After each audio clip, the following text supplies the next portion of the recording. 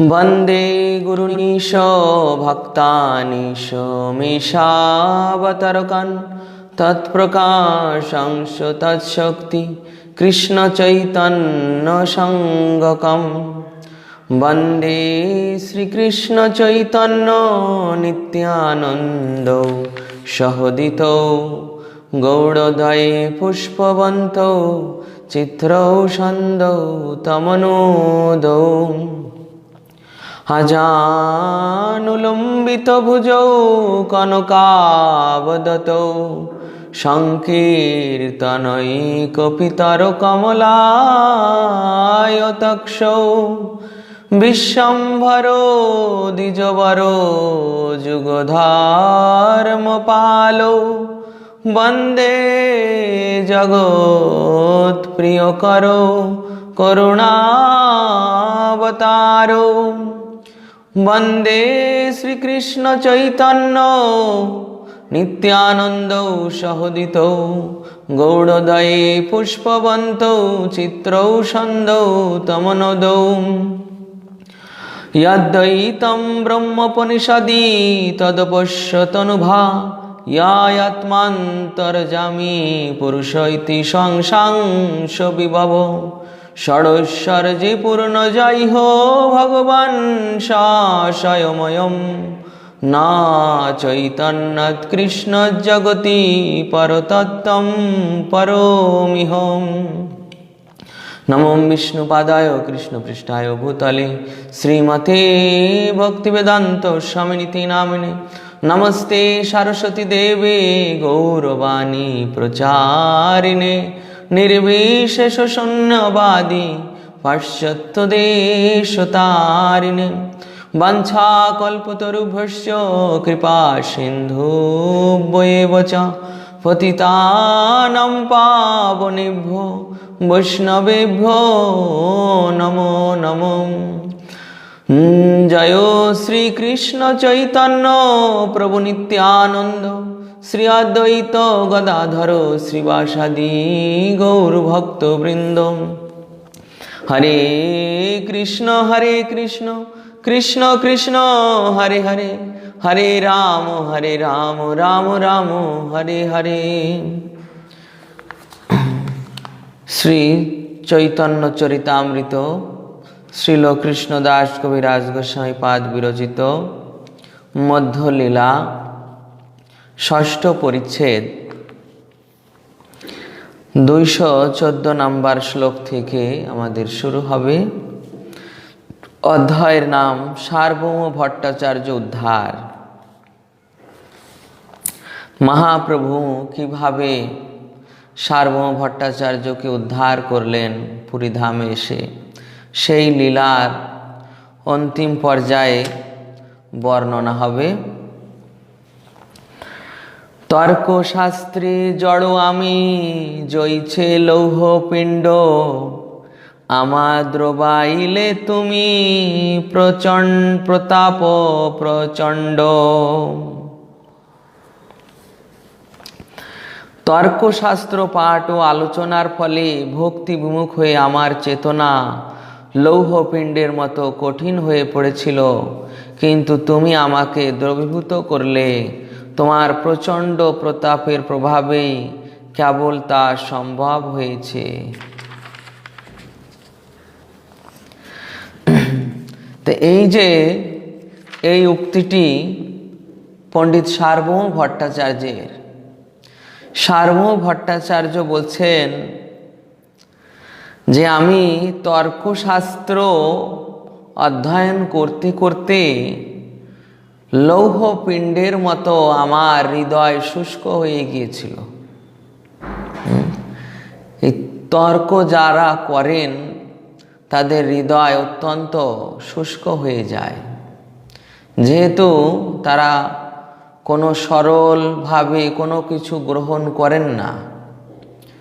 কোনো কিছু গ্রহণ করতে তাদের স্বভাব এমন হয়ে গিয়েছে তর্ক করতে হবে। কিন্তু তর্কে তো প্রতিষ্ঠা হয় না, তর্ক অপ্রতিষ্ঠা। তর্কে কোনো কিছু প্রতিষ্ঠা হয় না। বৃথাই তর্ক তর্ক করতে হৃদয় শুষ্ক মরুভূমি হয়ে যায়। আর এখানে সার্বভৌম পণ্ডিত তিনি বলছেন মহাপ্রভুকে যে তর্কশাস্ত্রে জড় আমি। এই যে তর্কশাস্ত্র, এটা তো ভক্তিশাস্ত্র নয়, এটা তর্কশাস্ত্র। মন গড়া একটা সিদ্ধান্ত যুক্তি তর্কের মাধ্যমে খাড়া করে দিয়ে তাকে প্রতিষ্ঠা করতে হবে। তো এই তর্কশাস্ত্রে আমি জড় এবং লৌহ পিণ্ড হয়ে গিয়েছি। আর এই যে লৌহ পিণ্ডকে সাধারণভাবে কেউ গলাতে পারে না। সাধারণভাবে চিন্তা করুন, একটা লোহাকে কিভাবে গলানো যাবে? তো সেই একটা লোহাকে গলাতে গেলে কেমন তাপমাত্রার প্রয়োজন? তাই সেই তাপমাত্রা কার আছে? স্বয়ং ভগবানের। তাই মহাপ্রভু যখন সার্বভৌম ভট্টাচার্যকে এই তার ভগবৎ স্বরূপ দর্শন করিয়েছেন, তাকে কৃপা করেছেন, তখন সার্বভৌম পণ্ডিত এইভাবে মহাপ্রভুর স্তুতি করছেন যে আমি তর্ক করতে করতে লৌহ পিণ্ডের ময় আমার হৃদয় শক্ত হয়ে গিয়েছিল। আর তোমার যেই শাস্ত্র যুক্তি, শাস্ত্রের সিদ্ধান্ত, তা আমাকে আমার সেই লৌহরূপ কঠিন হৃদয়কে দ্রবীভূত করে দিয়েছে। এইভাবে তুমি আমাকে উদ্ধার করলে। যেহেতু তিনি এই যে মায়াবাদী শাস্ত্র অধ্যয়ন করে নির্বিশেষ ব্রহ্মর ধারণা গ্রহণ করে তিনি এই ভক্তি ধর্ম থেকে বিচ্যুত হয়েছিলেন, মহাপ্রভু তাকে গিয়ে পুনরায় ভক্তি ধর্মে প্রতিষ্ঠা করলেন। তাই এখানে সার্বভৌম পণ্ডিত মহাপ্রভুর স্তুতি করেছিলেন। সার্বভৌম স্তুতি নামে সার্বভৌম শতক মহাপ্রভুকে তিনি 100 শ্লোকে স্তুতি করেছিলেন। তো সেই 100 শ্লোক সার্বভৌম শতক নামে পরিচিত। স্তুতি শুনি মহাপ্রভু নিজ বাসা আইলা, ভট্টাচার্য আচার্য দ্বারে ভিক্ষা করাইলা। সার্বভৌম ভট্টাচার্যের স্তুতি বাক্য শ্রবণ করার পর শ্রী চৈতন্য মহাপ্রভু তার বাসস্থানে ফিরে গেলেন এবং গোপীনাথ আচার্যের মাধ্যমে তাকে নিমন্ত্রণ করে সার্বভৌম ভট্টাচার্য মহাপ্রভুকে তার গৃহে মধ্যাহ্ন ভোজন করালেন। তো এই যে মহাপ্রভু তাকে যখন কৃপা করলেন, তখন সার্বভৌম ভট্টাচার্য মহাপ্রভু সার্বভৌম ভট্টাচার্যকে বিদায় দিয়ে তিনি মহাপ্রভু তার আলয়ে চলে গেলেন, যেখানে গম্ভীরা মহাপ্রভু থাকতেন। সে গম্ভীরায় চলে গেলেন। আর সার্বভৌম পরবর্তীতে অর্থাৎ মধ্যাহ্ন সময়ে তার যে ভগ্নিপতি এই গোপীনাথ আচার্যের মাধ্যমে মহাপ্রভুকে নিমন্ত্রণ করে আনতে পাঠিয়েছেন যে মধ্যাহ্নে তিনি সার্বভৌম ভট্টাচার্যের বাড়িতে প্রসাদ ভোজন করবেন। তাই গোপীনাথ আচার্যকে পাঠিয়েছেন। আর দিন প্রভু গেলা জগন্নাথ দর্শনে, দর্শন করিলা জগন্নাথ শয়্যস্থানে। পরদিন প্রভাতে শ্রী চৈতন্য মহাপ্রভু মন্দিরে জগন্নাথ দেবকে দর্শন করতে গেলেন এবং জগন্নাথ দেবের শয্যাস্থান দর্শন করলেন। পরের দিন অর্থাৎ মহাপ্রভু যেদিন সার্বভৌম পণ্ডিতের বাড়িতে ভোজন করলেন মধ্যাহ্নে, তার পরবর্তী দিন মহাপ্রভু প্রভাতকালে জগন্নাথ দর্শন করতে গিয়েছেন মঙ্গল আরতির সময়। তো মঙ্গল আরতির সময় যখন জগন্নাথ দর্শন করতে গিয়েছেন, তখন জগন্নাথ দেবের শয্যাস্থান দর্শন করলেন। অর্থাৎ জগন্নাথকে যখন শয্যা থেকে জাগানো হলো, মহাপ্রভু ওটা গিয়ে দর্শন করলেন যে কীভাবে জগন্নাথকে শয্যা থেকে জাগানো হচ্ছে। পূজারি আনিয়া মালা প্রসাদন্ন দিলা, প্রসাদন্ন মালা পাইয়া প্রভু হর্ষ হইলা। পূজারী তাকে জয় শ্রী জগন্নাথ দেবের প্রসাদী মালা ও প্রসাদান্ন দিলেন। তা পেয়ে শ্রী চৈতন্য মহাপ্রভু খুবই আনন্দিত হলেন। নিজেই ভগবান, আবার নিজেই ভক্ত রূপে সেখানে লীলাবিলাস করছেন। নিজের পূজা নিজেই দেখতে গিয়েছেন। তো যখন পূজা দেখতে গিয়েছেন জগন্নাথের শয্যাস্থান, তখন যখন সেখানে গিয়েছেন দর্শন করেছেন, দর্শন করে জগন্নাথের আরতি দর্শন করেছেন। তা আরতি দর্শন করার পর জগন্নাথ দেবের যে পূজারী ছিলেন, তিনি মহাপ্রভুকে প্রসাদী মালা এবং প্রসাদান্ন প্রদান করলেন। তো মহাপ্রভু সেই প্রসাদী মালা ধারণ করে এবং প্রসাদ গ্রহণ করে অত্যন্ত আনন্দিত হলেন। সেই প্রসাদান্ন মালা অঞ্চলে বান্ধিয়া ভট্টাচার্যের ঘরে আইলা তরাযুক্ত হইয়া। এই যে প্রসাদান্ন মহাপ্রভু নিয়ে এলেন, এর আরো একটি লীলা এখন শুরু হতে চলেছে। যে মহাপ্রভু কেন অঞ্চলে বেঁধে, অর্থাৎ মহাপ্রভুর ওই উত্তরী বহির্বাস, উত্তরীর এক প্রান্তে বেঁধে ওই প্রসাদান্ন নিয়ে এসেছেন কোথায়? সার্বভৌম পণ্ডিতের বাড়িতে। তো জগন্নাথকে দর্শন করে তিনি সেখান থেকে এই সার্বভৌম পণ্ডিতের বাড়ির উদ্দেশ্যে আসছেন ওই অঞ্চলে প্রসাদান্ন বেঁধে। অরুণোদয় কালে হইল প্রভুর আগমন, সেই কালে ভট্টাচার্যের হইল জাগরণ। অরুণোদয় কালে অর্থাৎ সূর্যের উদয়ে কালে, সূর্য উদয় হতে না হতে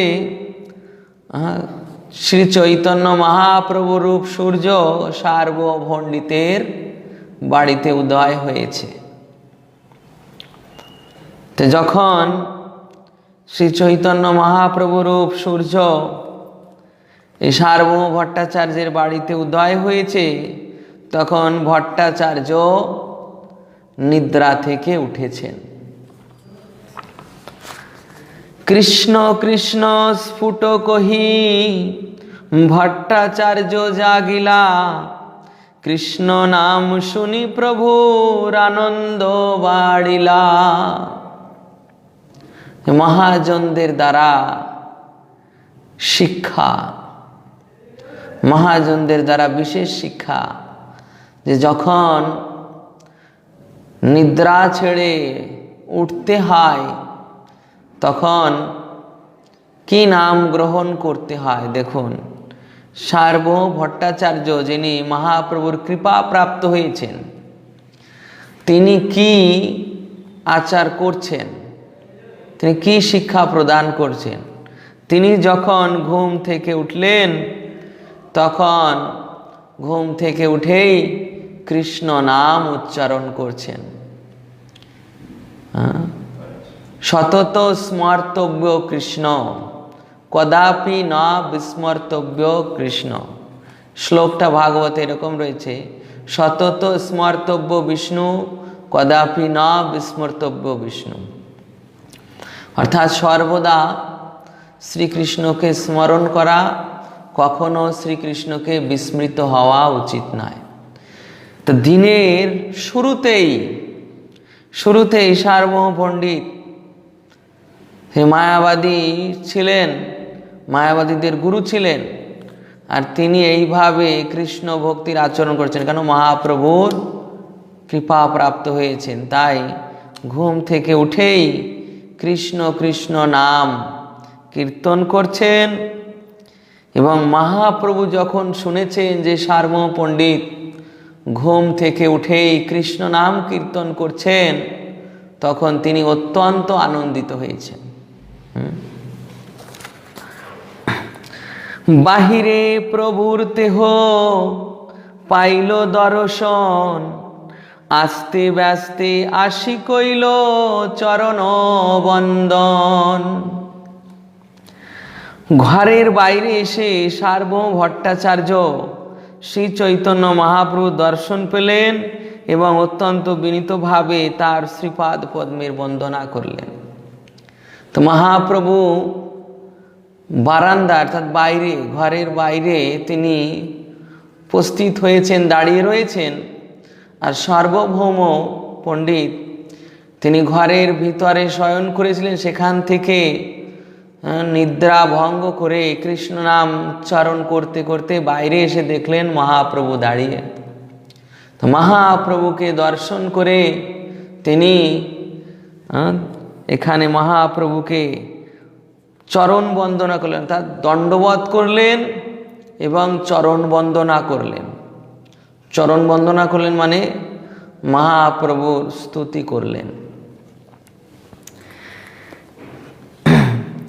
বসিতে আসন দিয়া দুহে তো বসিলা, প্রসাদন্ন খুলি প্রভু তার হাতে দিলা।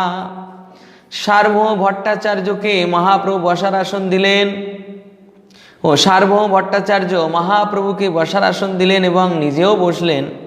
তখন শ্রী চৈতন্য মহাপ্রভু তার আঁচলে বাঁধা প্রসাদন্ন খুলে তার হাতে দিলেন।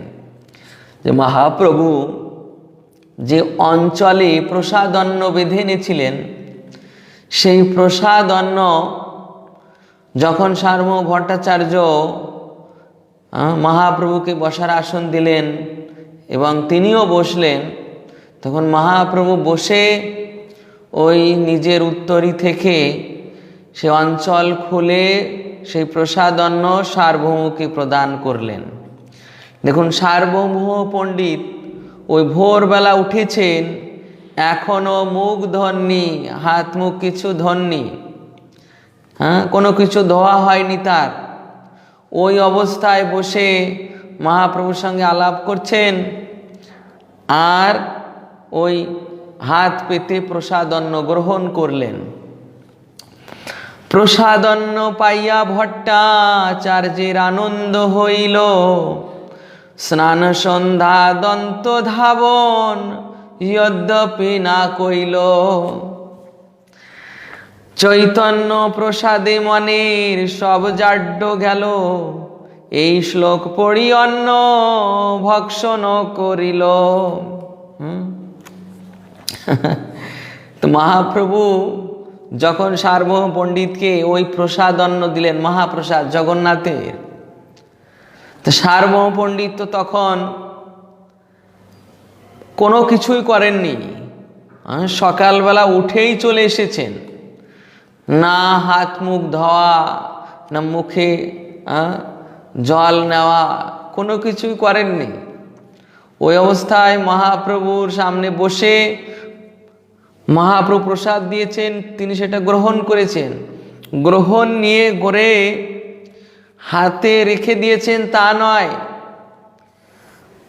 ওই একটি শ্লোক পড়ে ওই প্রসাদ তখনই গ্রহণ করে নিলেন। তাই এখানে কৃষ্ণদাস কবিরাজ গোস্বামী বলছেন, না স্নান, না সন্ধ্যা বন্দন, না দন্ত ধাবন, কোনো কিছুই করলেন না। যে স্বাভাবিক শুচিতা, স্নানের দ্বারা শুচি হতে হবে, এই যে সাধারণ নিয়ম, এই নিয়ম পালন করলেন না। তারপর সন্ধ্যা বন্দনা। সন্ধ্যা বন্দনা মানে দিবসের একটি দিবসকে, মানে একটি দিনকে 3 ভাগে ভাগ করা হয়। 3 ভাগে ভাগ করা হয়, তাই এক এক ভাগের শুরুকে সন্ধ্যা বলা হয়। যেমন প্রথম সন্ধ্যা হচ্ছে এই যে ব্রহ্ম মুহূর্ত, যখন প্রথম গায়ত্রী করতে হয়, 4টে থেকে 6টা পর্যন্ত প্রথম সন্ধ্যা। তারপর দ্বিতীয় সন্ধ্যা মধ্যাহ্নকালীন, দুপুর 12টা থেকে 2টো পর্যন্ত দ্বিতীয় সন্ধ্যা। আর তৃতীয় সন্ধ্যা সন্ধ্যা 6টা থেকে 8টা পর্যন্ত তৃতীয় সন্ধ্যা। তো এইভাবে এই ত্রিসন্ধ্যায় গায়ত্রী জপ করতে হয়, একে বলা হয় সন্ধ্যা বন্দন। কিন্তু সার্বভৌম পণ্ডিত এই যে দিনের প্রথম যে সন্ধ্যা, অর্থাৎ ব্রহ্ম মুহূর্তের 4টা থেকে 6টা পর্যন্ত, ওই সময় না স্নান করেছেন না আহ্নিক করেছেন।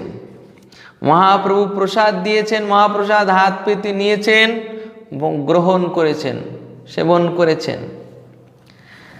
এমনকি দন্ত ধাবনও করেননি, দন্ত ধাবনও পর্যন্ত করেননি। একটা মাত্র শ্লোক পড়েছেন, মহাপ্রভুর দেওয়া প্রসাদ গ্রহণ করেছেন। এই যে তিনি নিয়ম উল্লঙ্ঘন করলেন, কেন নিয়ম উল্লঙ্ঘন করলেন? এই হচ্ছে সাধারণ বিধিমার্গ। বেদের যে বিধিমার্গ, এই হচ্ছে সাধারণ বিধিমার্গ। তিনি এই বিধিমার্গ করে কেন এই ধরনের আচরণ করলেন?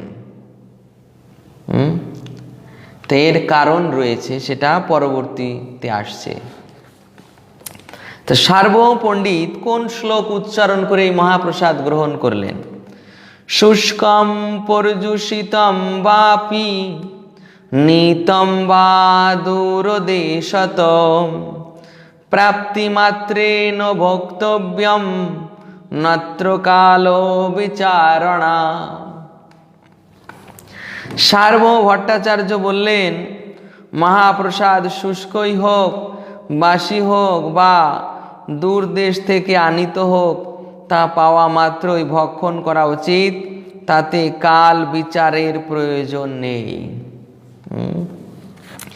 এটা হচ্ছে শ্রীমদ্ ভাগবতের শ্লোক। যে যদি মহাপ্রসাদ কেউ নিয়ে আসেন, তো সেই মহাপ্রসাদ যদি শুষ্ক হয়, তথাপি সেটা গ্রহণ করতে হবে। পর্যুবসিত সেই মহাপ্রসাদ, ভগবানের সেই মহাপ্রসাদ যদি বাসিও হয়, তথাপিও গ্রহণ করতে হবে। যদি দূর দেশ থেকে আনিত হয়, দূর দেশ থেকে নিয়ে আসা হয়েছে, মনে করুন সেই দক্ষিণ ভারত থেকে মহাপ্রসাদ নিয়ে আসা হয়েছে, তাহলে প্রাপ্তি মাত্রেই, এই শ্লোকে বলছে প্রাপ্তি মাত্রেণ ভোক্তব্যম, মহাপ্রসাদ পাওয়া মাত্রই গ্রহণ করতে হবে। নত্র কালো বিচারণা, এই গ্রহণ করতে কোনো কালের বিচার হবে না, কোনো কালের বিচার হবে না যে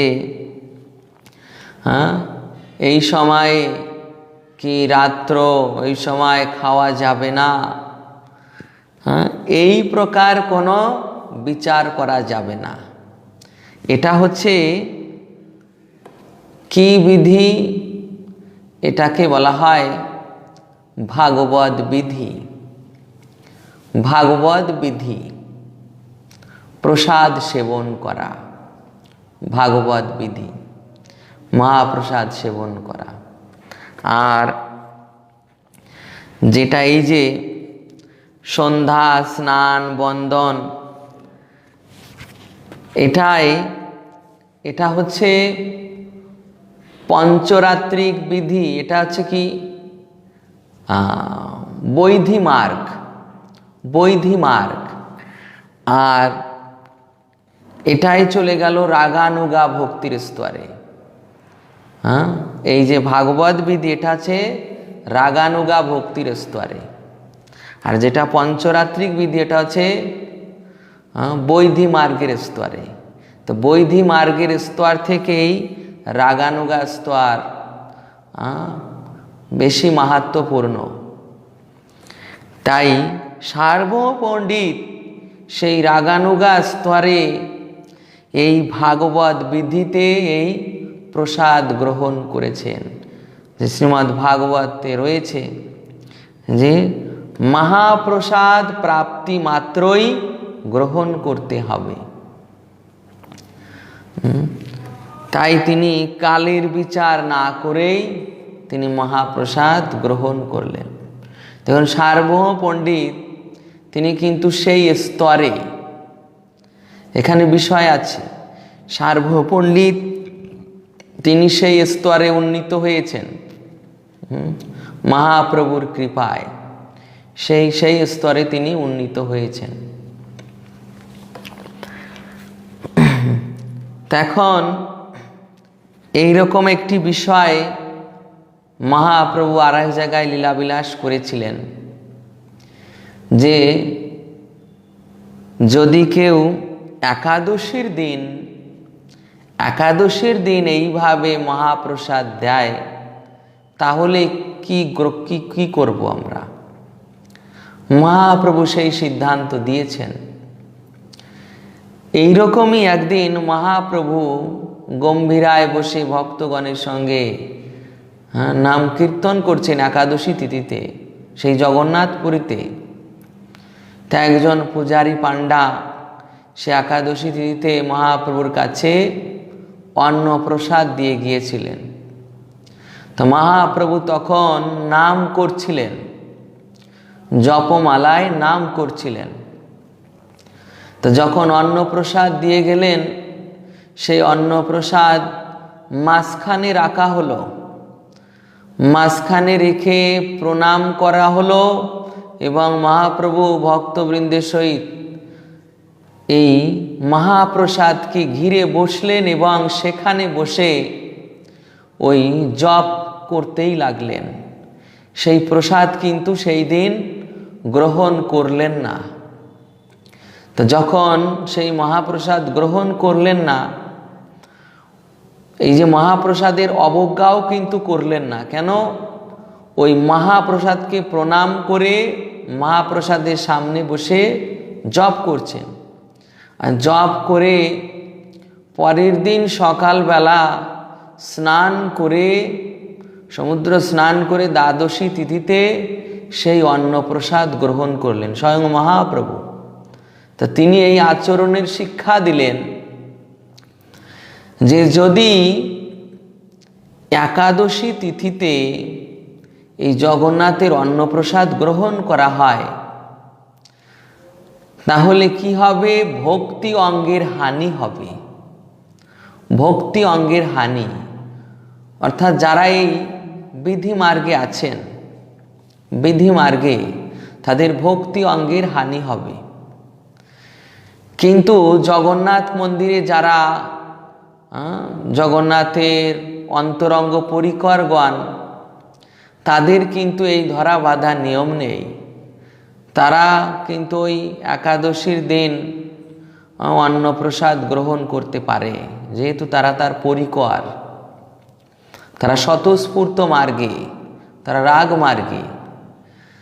আর আমরা যারা মহাপ্রভুর অনুগামী, আমরা হচ্ছে কি প্রাথমিক অবস্থায় আমরা হচ্ছে এই বিধি মার্গে অতএব আমাদের যে ভক্তির বিধি, ভক্তির যে অঙ্গ, সেটা পালন করতে হবে। তবে ওই একাদশীর দিন মহাপ্রভু স্বয়ং নিজে আচরণ করে দেখালেন যে যারা এই প্রকার বিধি মার্গে আছে তাদের ওই একাদশীর দিন অন্নপ্রসাদ গ্রহণ করা যাবে না। কেননা অন্নপ্রসাদ যদি গ্রহণ করা হয় তাহলে ভক্তি অঙ্গ হানি হয়। তো যারা ভক্তি মার্গে অর্থাৎ বিধি মার্গে, তাদের এই ভক্তি অঙ্গ হানি করা যাবে না, এটাও তাদের অপরাধ। এই জন্য মহাপ্রভু আমাদের এই শিক্ষার জন্য এই দৃষ্টান্ত স্থাপন করলেন। কিন্তু এখানে সার্বভৌম একজন বিশেষ ব্যক্তি, তিনি এখানে এই যে ভাগবত বিদিতে রাগমার্গের স্তরে অবস্থিত, তাই তিনি এই মহাপ্রসাদকে এইভাবে গ্রহণ করলেন।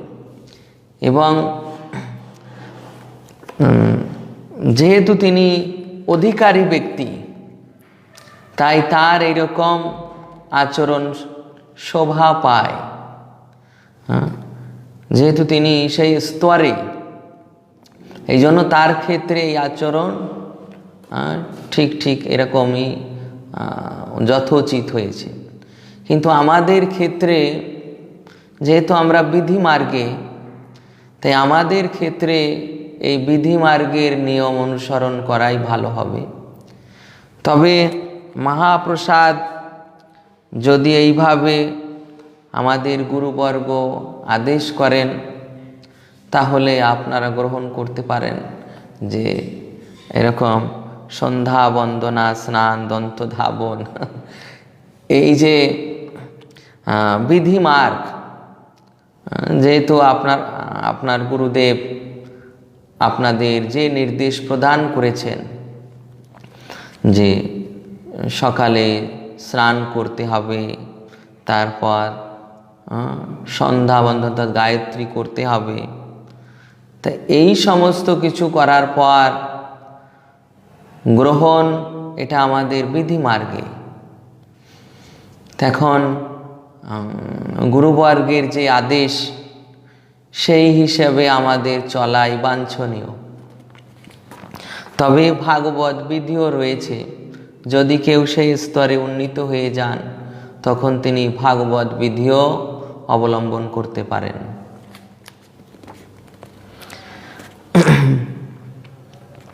সার্বভৌম ভট্টাচার্য বললেন, মহাপ্রসাদ শুষ্কই হোক, বাসি হোক বা দূর দেশ থেকে আনিতই হোক, তা পাওয়া মাত্রই ভক্ষণ করা উচিত, তাতে কাল বিচারের প্রয়োজন নেই।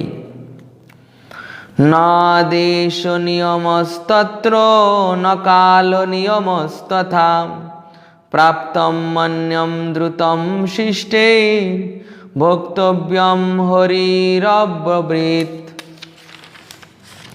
শ্রীকৃষ্ণের অন্নপ্রসাদ পাওয়া মাত্রই শিষ্ট লোক তা ভোজন করবেন, তাতে দেশ কালের কোনো নিয়ম নেই, এটি পরমেশ্বর ভগবানের আদেশ। তো সার্বভৌম ভট্টাচার্য পদ্মপুরাণ থেকে এই শ্লোকের উদ্ধৃতি দিয়েছেন যে শ্রীকৃষ্ণের অন্নপ্রসাদ পাওয়া মাত্রই শিষ্ট লোক তা ভোজন করবেন, তাতে দেশ কালের কোনো নিয়ম নেই, এটি পরমেশ্বর ভগবানের আদেশ। দেখুন, সেই পরমেশ্বর ভগবানেরই আদেশ যে অন্নপ্রসাদ পাওয়া মাত্রই ভোজন করবেন, ভগবানের আদেশ। যদি আপনি একাদশীর দিন ভোরবেলা অন্নপ্রসাদ পান তাহলে কি করবেন? তাহলে কি করবেন?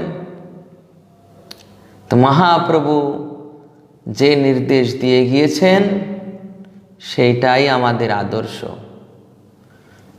যে একাদশীর দিন অন্নপ্রসাদ গ্রহণ করা যাবে না। অন্যান্য দিন আমরা যদি সেই স্তরে থাকি তাহলে গ্রহণ করব।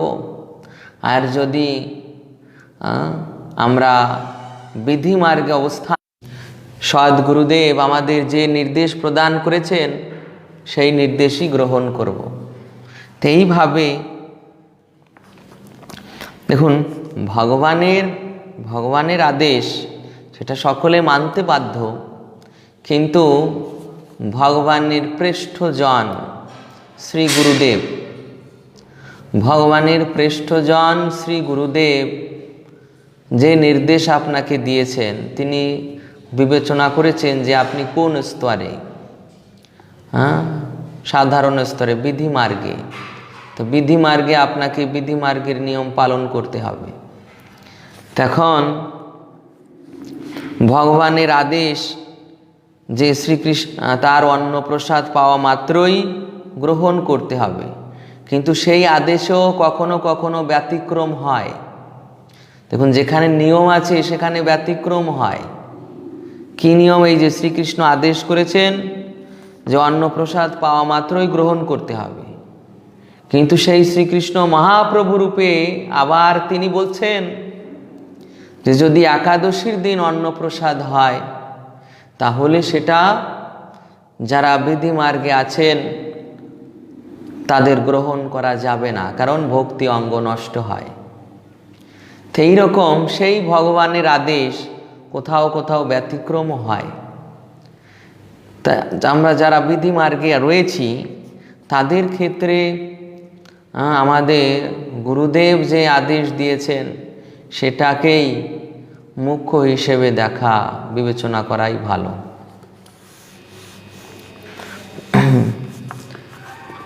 দেখি আনন্দিত হইল মহাপ্রভুর মন, প্রেমাবিষ্ট হইয়া প্রভু কইলা আলিঙ্গন। সার্বভৌম ভট্টাচার্যের মুখে সে কথা শুনে শ্রী চৈতন্য মহাপ্রভু অত্যন্ত আনন্দিত হলেন এবং প্রেমাবিষ্ট হয়ে তিনি তাকে আলিঙ্গন করলেন। মহাপ্রভু তিনি তখন কি করলেন? তিনি দেখছেন যে সার্বভৌম প্রসাদ গ্রহণ করেছে, প্রসাদ গ্রহণ করে এই যে শাস্ত্র সিদ্ধান্তও তিনি বর্ণনা করেছেন। তিনি শাস্ত্র সিদ্ধান্তেও পারদর্শী, শুধু কার্য নয়, কার্যের সঙ্গে শাস্ত্র সিদ্ধান্তের মিল রয়েছে।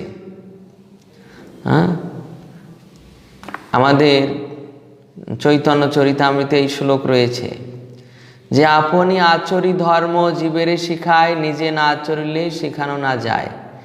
শাস্ত্রে নিয়ম রয়েছে, শাস্ত্রে মনে করুন শ্লোক রয়েছে, সেটা নিজে পালন করি না, অন্যকে শেখাতে যাই, এটাও ঠিক না। তারপর আর একটা বিষয় রয়েছে যে আমি শুধু একাই ভজন করে যাই, অন্যকে কিছু শেখাই না, এটাও ঠিক নয়। কোনটা ঠিক? না নিজে শাস্ত্রসম্মত আচরণ করি, সেটাই অন্যকে শেখাতে যাই। আপনি আচরি ধর্ম জীবের শিখায়। তো এইভাবে নিজে আচরণ করে, শাস্ত্রের নির্দেশ আচরণ করে অপরকে শিক্ষা দেওয়া। তো এখানে সার্বভৌম পণ্ডিত তিনি এই যে শাস্ত্রের বিষয় রয়েছে, যে শাস্ত্র থেকে পদ্মপুরাণ থেকে উদ্ধৃতি দিলেন যে শ্রীকৃষ্ণের প্রসাদ পাওয়া মাত্রই তা ভোজন করবেন, তা তিনি করলেন। দেশ কানের কোনো নিয়ম তিনি রাখলেন না। এই যে বৈদিক বিধি তিনি উল্লঙ্ঘন করলেন। যারা সমর্থবান তারাই উল্লঙ্ঘন করতে পারেন, তাদের কোনো দোষ হয় না, কিন্তু সাধারণের দোষ হয়। দেখুন, সমর্থবান ব্যক্তি যে দেবাদিদেব মহাদেব, তিনি সমর্থবান ব্যক্তি, তিনি বিষ গ্রহণ করে তাতে তার কোনো প্রভাব হলো না।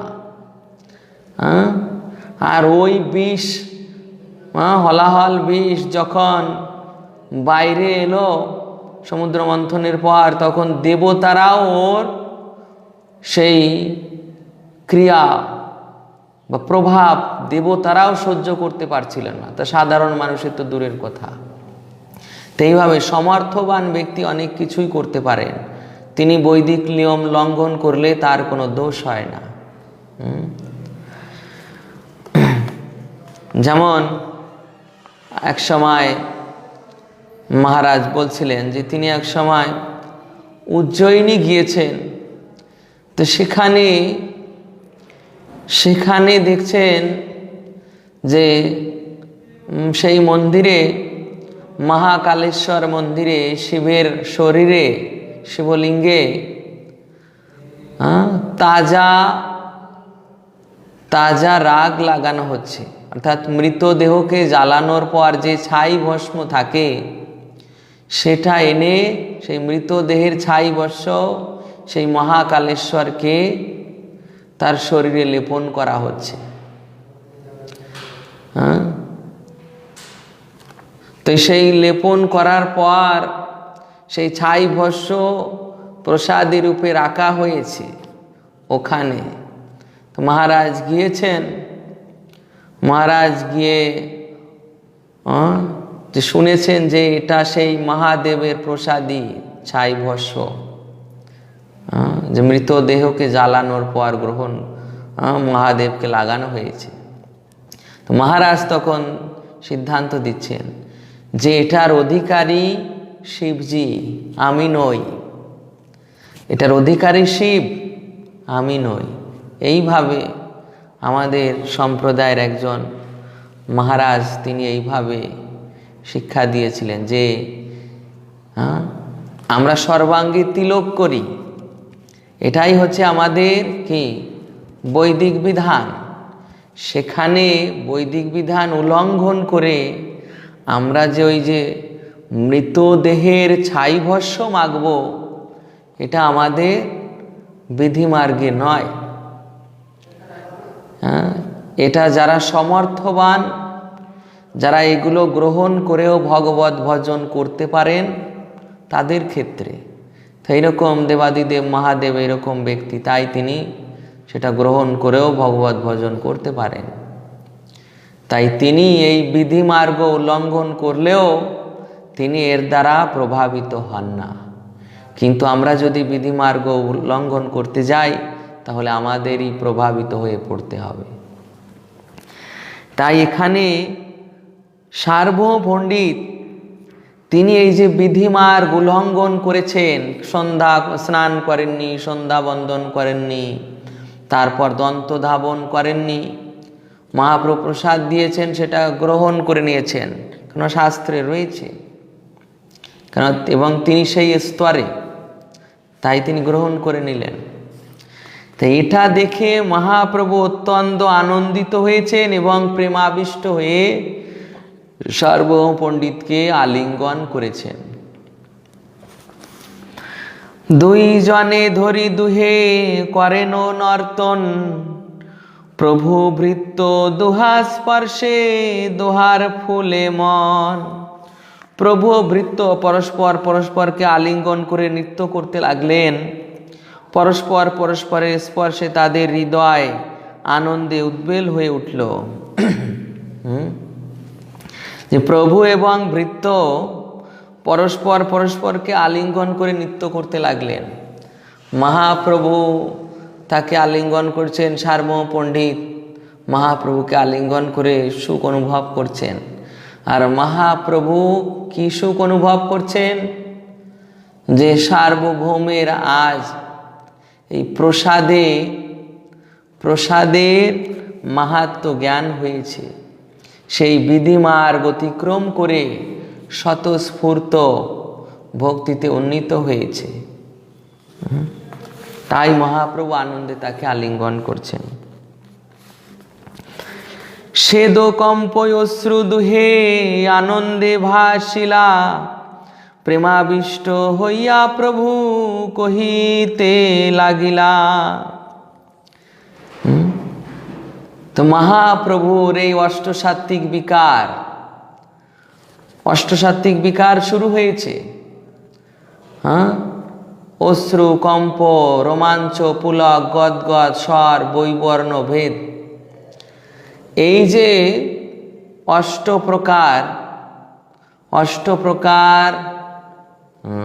অষ্টলক্ষণ, সাত্ত্বিক বিকার যাকে বলে, অষ্টসাত্ত্বিক বিকার। এই অষ্টসাত্ত্বিক বিকার মহাপ্রভুর শরীরে প্রকাশিত হয়েছে, আর মহাপ্রভুর সংস্পর্শে সার্বভৌম দেহ এই অষ্টসাত্ত্বিক বিকারের কিছু কিছু প্রকাশিত হয়েছে। আজি মুই অনায়াসে জিনিমু ত্রিভুবন, আজি মুই করিনু বই কুণ্ঠে আরোহণ। শ্রী চৈতন্য মহাপ্রভু তখন সার্বভৌমকে আলিঙ্গন করে বলছেন, আজই আমি অনায়াসে ত্রিভুবন জয় করেছি, আজ আমি বৈকুণ্ঠে আরোহণ করেছি। কেন তিনি মহাপ্রভু এই কথা বললেন যে তিনি আজ ত্রিভুবনকে জয় করেছেন? মানে সার্বভৌম পণ্ডিত যে তার এই যে প্রসাদের মাহাত্ম্য জ্ঞান হয়েছে, তিনি যে এই স্বতঃস্ফূর্ত ভক্তির স্তরে উন্নীত হয়েছেন, এই জন্য মহাপ্রভু এত আনন্দিত হয়েছেন যে সার্বভৌম পণ্ডিতের মতো একজন এইরকম মায়াবাদী গুরু, যিনি মায়াবাদীদের সন্ন্যাসীদের গুরু ছিলেন, সমস্ত মায়াবাদীদের তিনি এই বেদান্ত পড়াতেন। আর এইরকম একজন সন্ন্যাসীদের গুরু তিনি এই মহাপ্রসাদে তার ভক্তি হলো, এবং শুধু তাই নয়, বিধিমার্গ উল্লঙ্ঘন করে তিনি স্বতঃস্ফূর্তভাবে রাগ মার্গে মহাপ্রসাদ গ্রহণ করলেন। তো এই যে তার এত অগ্রগতি মহাপ্রভু দর্শন করে তিনি বলছেন যে সার্বভৌমকে জয় করেছি মানে সমস্ত পণ্ডিতদের জয় করেছি, মানে এই ত্রিভুবনকে আমি জয় করে নিয়েছি। যারা সার্বভৌমের অনুগত, সার্বভৌমকে মানত এই সন্ন্যাসীরা, তারাও সার্বভৌমকে দর্শন করে তারাও এটা গ্রহণ করবে। আজি মোর পূর্ণ হইল সর্বই অভিলাষ, সার্বভৌমের হইল মহাপ্রসাদে বিশ্বাস। শ্রী চৈতন্য মহাপ্রভু বলতে লাগলেন, আজ আমার সমস্ত অভিলাষ পূর্ণ হলো, কেননা আজ আমি দেখলাম যে জগন্নাথ দেবের মহাপ্রসাদের প্রতি সার্বভৌম ভট্টাচার্যের গভীর বিশ্বাস জন্মেছে। কেন মহাপ্রভু প্রসন্ন হয়েছেন?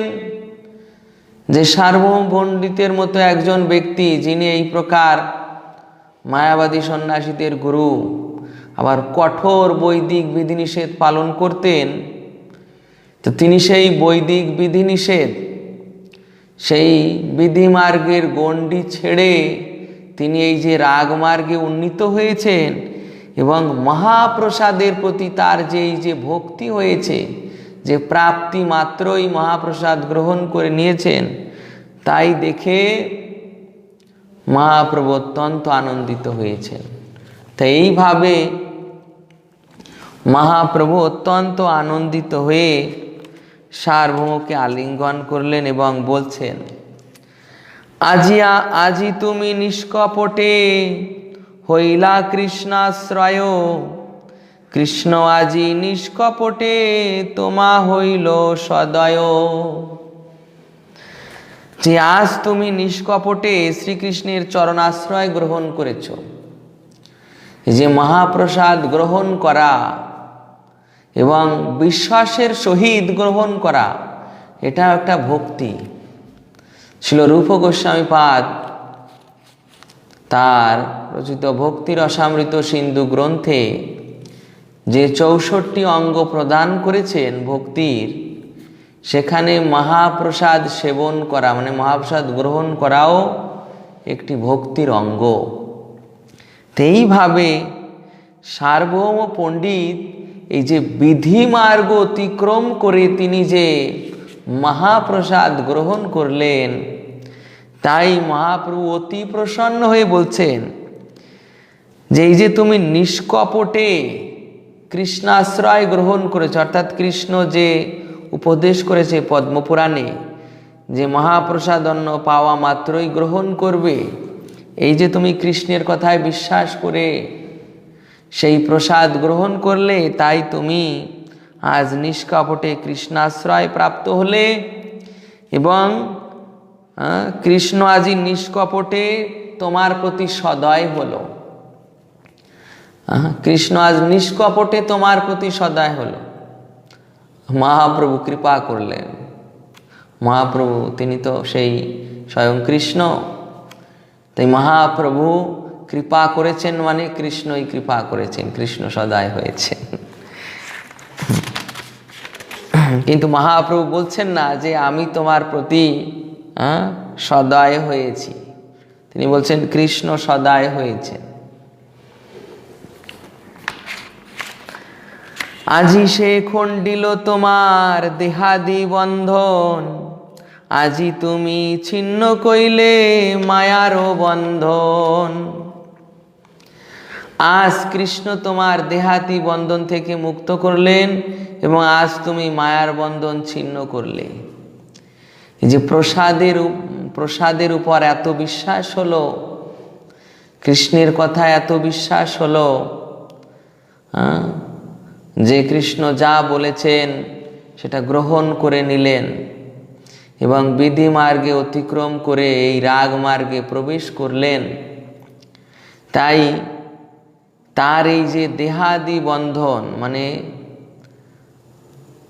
দেহ সম্পর্কিত বিষয়, আমি এবং আমার, দেহাত্ম বুদ্ধি, আমার দেহ, এটা হচ্ছে কি প্রথম স্তরের অজ্ঞানতা। আর দ্বিতীয় স্তরের অজ্ঞানতা, আমার দেহ থেকে যারা সৃষ্টি হয়েছে তারা আমার, দেহ সম্বন্ধিত বিষয় আমার। এইভাবে দেহাদি বন্ধন থেকে মুক্ত হলে, এবং এই দেহাদি বন্ধন থেকে মুক্ত হলে মানে তুমি মায়ার বন্ধনও ছিন্ন করলে, মানে কৃষ্ণ তোমার মায়ার বন্ধন ছিন্ন করলো। যে ভগবদ গীতায় আপনার শ্লোক দেখেছেন, দৈবী এষা গুণময়ী মম মায়া দুরৎপয়া মামেব যে প্রপদ্যন্তে মায়ামিতম তরন্তিতে। ভগবান সপ্তম অধ্যায়ের 14 নম্বর শ্লোকে এই শ্লোকটি বলেছেন যে আমার এই দৈবী মায়া অত্যন্ত দূরতিক্রমণীয়া, কিন্তু যারা আমাতে প্রপত্তি করেন তারা এই মায়া উত্তীর্ণ হয়ে যান। তেখানে সার্বভৌম শ্রীকৃষ্ণের কথায় বিশ্বাস করেছেন এবং তার প্রসাদের যে মাহাত্ম্য তাতে বিশ্বাস করেছেন। তাই মহাপ্রভু তার প্রতি সন্তুষ্ট হয়ে বলছেন যে তুমি যেহেতু এইভাবে কৃষ্ণের প্রসাদে বিশ্বাস স্থাপন করেছ, কৃষ্ণ তোমার উপর সদয় হয়েছেন, তাই কৃষ্ণই তোমার সমস্ত দেহাদি বন্ধন এবং মায়ার বন্ধন ছিন্ন করেছেন। মহাপ্রভুই এই ব্যবস্থা করেছেন। আজি কৃষ্ণ প্রাপ্তি যোগ্য হইল তোমার মান, বেদ ধর্ম লঙ্ঘি কইলে প্রসাদ ভক্ষণ। এখন সেই কথা বলছেন যে আজি কৃষ্ণ প্রাপ্তি যোগ্য হইল তোমার মন। তোমার মন আজ কৃষ্ণ প্রাপ্তির যোগ্য হয়েছে। কেননা এই যে বেদ ধর্ম লঙ্ঘি কইলে প্রসাদ ভক্ষণ, বেদ ধর্ম এটা কি বিধিমার্গ, বিধিমার্গে, বিধিমার্গ, আর বিধিমার্গে অতিক্রম করে এই যে প্রসাদ ভক্ষণ এটা কোন মার্গ? রাগ মার্গ। তো তিনি বিধিমার্গ ত্যাগ করে রাগ মার্গের স্তরে চলে এসেছেন। তাই মহাপ্রভু বলছেন যে তুমি আজ কৃষ্ণ প্রাপ্তির যোগ্য হয়েছ। স্বতঃস্ফূর্ত ভক্তি রাগ মার্গে, যেমন ব্রজবাসীদের স্বতঃস্ফূর্ত ভক্তি। এই চৈতন্য চরিতামৃতেই তিনি বলছেন শ্রীকৃষ্ণ যে বিধিমার্গের ভক্তিতে তিনি প্রসন্ন হন না। কেননা বিধিমার্গের ভক্তিতে সেখানে ঐশ্বর্য মিশ্রিত থাকে। বিধিমার্গের ভক্তি কেমন? বিধিমার্গের ভক্তি হচ্ছে কি, যে আমি কৃষ্ণের, আমি কৃষ্ণের, আমি কৃষ্ণের। আর রাগমার্গের অবস্থা হচ্ছে কৃষ্ণ আমার, কৃষ্ণ আমার। সেখানে স্বতঃস্ফূর্ত ভাব, সেখানে সখারা নিজেদেরকে কৃষ্ণের থেকে শ্রেষ্ঠ বলে জ্ঞান করেন। তারপর শুদ্ধ বাৎসল্য, তারপর মাধুর্য, এটা হচ্ছে পরকীয়া মাধুর্য, তারপর শুদ্ধ দাস্য। এই হচ্ছে সেই স্বতঃস্ফূর্ত ভাবের মধ্যে ব্রজের স্বতঃস্ফূর্ত ভাব। আর যেটা বিধি মার্গে, বিধি মার্গে সেখানে দাস্য ভাব, সেটা সম্ভ্রমতা রয়েছে, যিনি ভগবান, ভগবান, এই যে সম্ভ্রমতা সহকারে এখানে বিধি মার্গে এই প্রকার সম্ভ্রমতা রয়েছে, ঐশ্বর্য গন্ধ রয়েছে। তাই এই ঐশ্বর্য গন্ধ, তারপর এই সম্ভ্রমতায় কৃষ্ণ ততটা প্রসন্ন হন না। তাই তিনি সেই বিধি মার্গে দর্শনও দেন না, যতক্ষণ না পর্যন্ত কেউ স্বতঃস্ফূর্তভাবে আসছে ততক্ষণ তার দর্শনও হয় না। তো যেহেতু সার্বভৌম ভট্টাচার্য এই বিধিমার্গ লঙ্ঘন করে, অর্থাৎ অতিক্রম করে তিনি পার হওয়ার যোগ্য হয়েছেন, পার হয়ে তিনি এই স্বতঃস্ফূর্ত রাগমার্গে গিয়ে প্রসাদ গ্রহণ করেছেন। তাই মহাপ্রভু তিনি বলছেন যে তুমি আজ কৃষ্ণ প্রাপ্তির যোগ্য হলে, কেননা তুমি এই বৈদিক মার্গ লঙ্ঘন করে স্বতঃস্ফূর্তভাবে প্রসাদ ভক্ষণ করেছ, যে তোমার প্রসাদের উপর বিশ্বাস হয়েছে, শ্রীকৃষ্ণের বাণীর উপর তোমার এত অগাধ বিশ্বাস হয়েছে। অর্থাৎ তিনি সম্পূর্ণরূপে কৃষ্ণের শরণাগত হয়েছেন।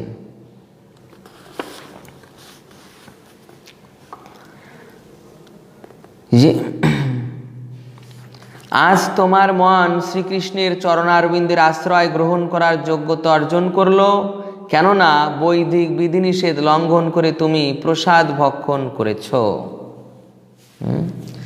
এই যে বৈদিক বিধিনিষেধ লঙ্ঘন করে প্রসাদ ভক্ষণ করা, যেটার সকলের অধিকার আছে, সকলের অধিকার আছে, কিন্তু সকলে সেই স্তরে যেতে পারবে না, কেননা সকলে সেই স্তরের যোগ্য নয়।